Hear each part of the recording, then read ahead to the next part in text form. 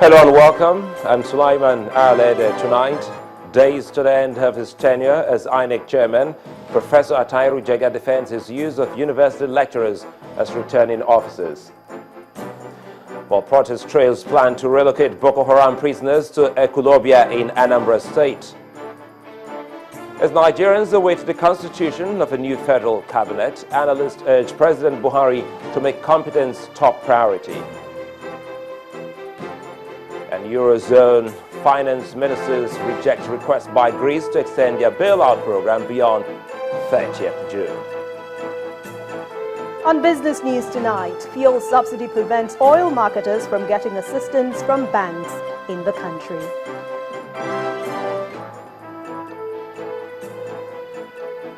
And on sports news tonight, Nigeria's Aaron Okodri and Egypt's Omar Assar lock horns in Cameroon to determine who rules Africa's table tennis.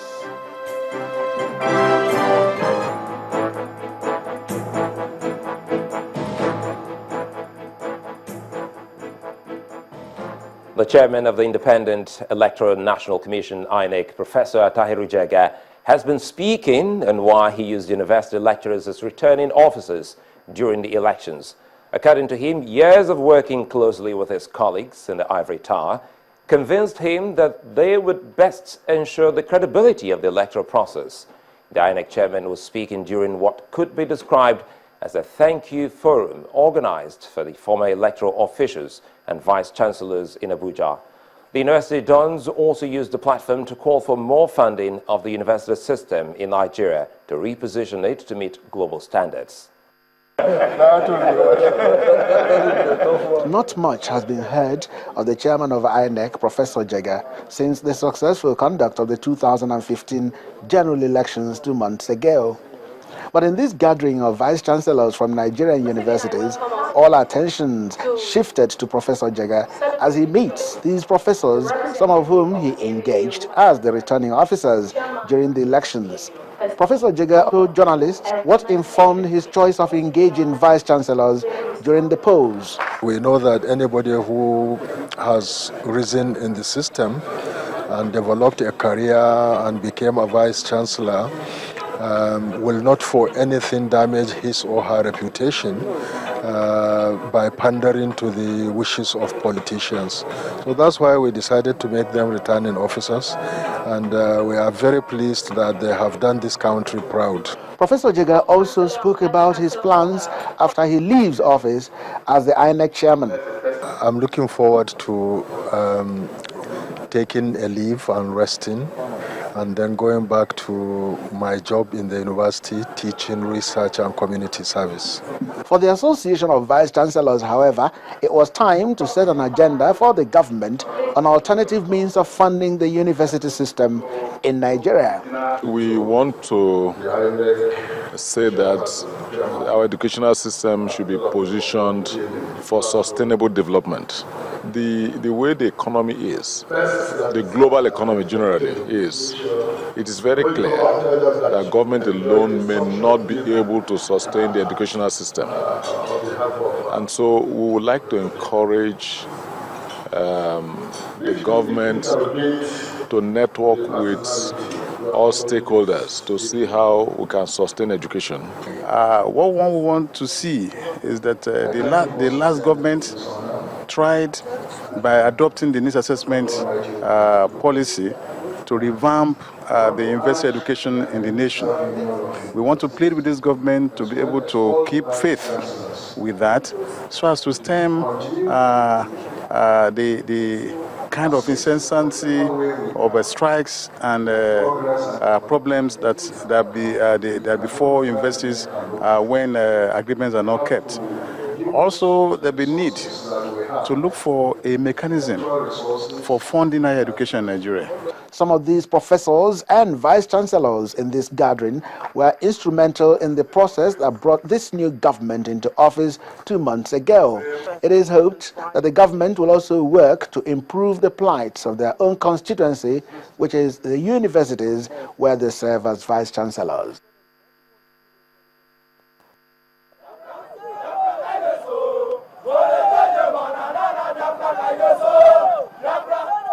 These traders in Anambra State, southeast of Nigeria, who trooped out to the streets and highways in various towns today in their hundreds to protest an alleged plan to relocate prisoners suspected to be Boko Haram members to a Kulobia prison in Aguta local government area of the state. Now, the traders say if the rumor of the planned action turned out to be true, their lives and existence will be greatly endangered.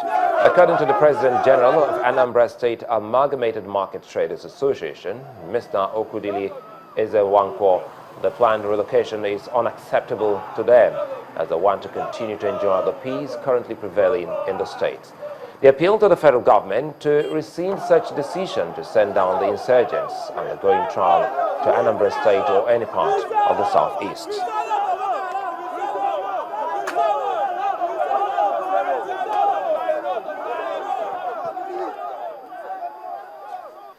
Good-spirited Nigerians have been visiting the internally displaced persons camp run by the International Christian Center in Ohogwa, Edo State, to show their support for the victims of the Boko Haram insurgency in the northeast. The latest of these visits is by the Medical and Health Workers Union of Nigeria, led by its national president, Mr. Joel Josiah. The delegation donated food items and cash to the center and also called on other well-meaning Nigerians to follow suit. Relief materials are still flowing into the camp of the internally displaced persons in Ohogwa community in Edo State. Weeks after Channels Television brought their plight to the limelight. They are victims of the Boko Haram insurgency in the northeast. The latest visitors are members of the Medical and Health Workers Union of Nigeria, who have come all the way from the nation's capital, Abuja, to show solidarity. The children gather to receive their visitors.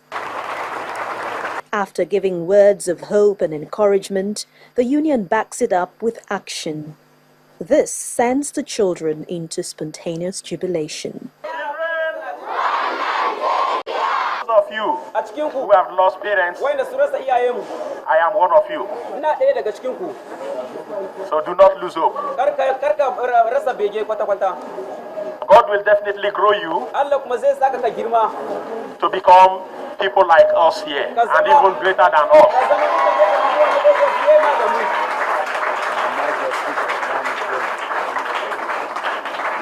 I saw it on Channel Television, the group of these children. I alone just bursted into tears. And we shared it along with our national officers, and they also watch it.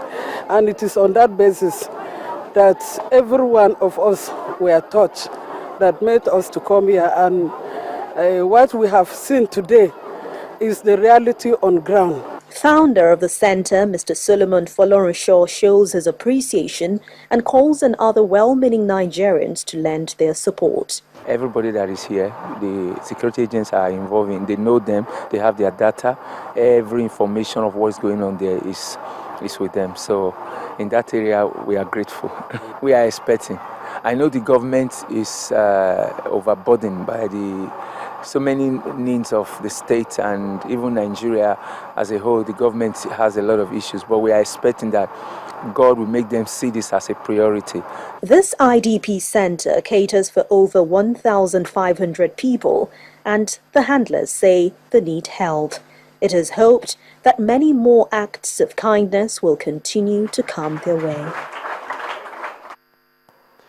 A Muslim forum has set an agenda for the new administration of President Muhammadu Buhari.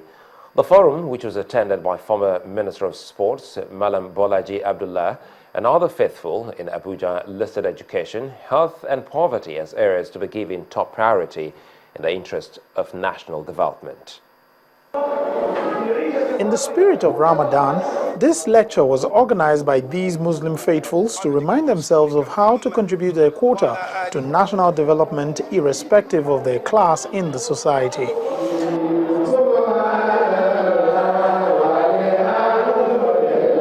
Men and women all gathered to listen to what speakers at the event had to say. In his message to the congregation, former Minister of Sports admonished those in authority to provide good governance and basic amenities to their followers and also called on Muslims and non-Muslims to champion the cause of development wherever they find themselves.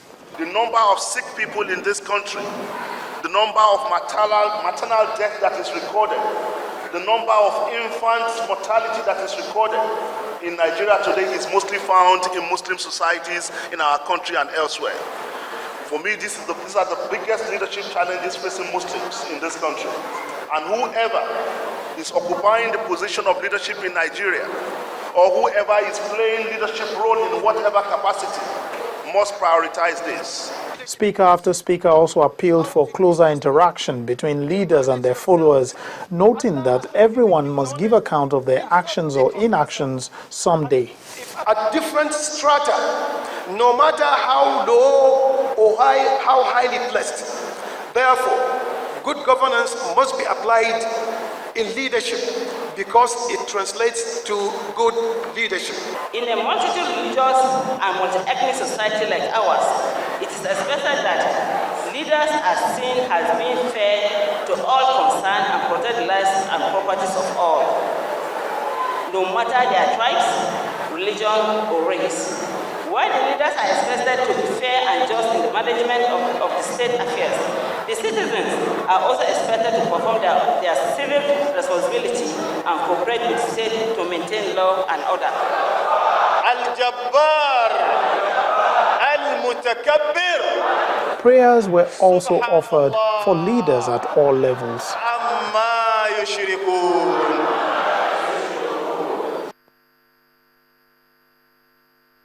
Coming up on the news at 10, miners urge President Buhari to end the activities of a cabal, hampering the full development of the solid mineral sector.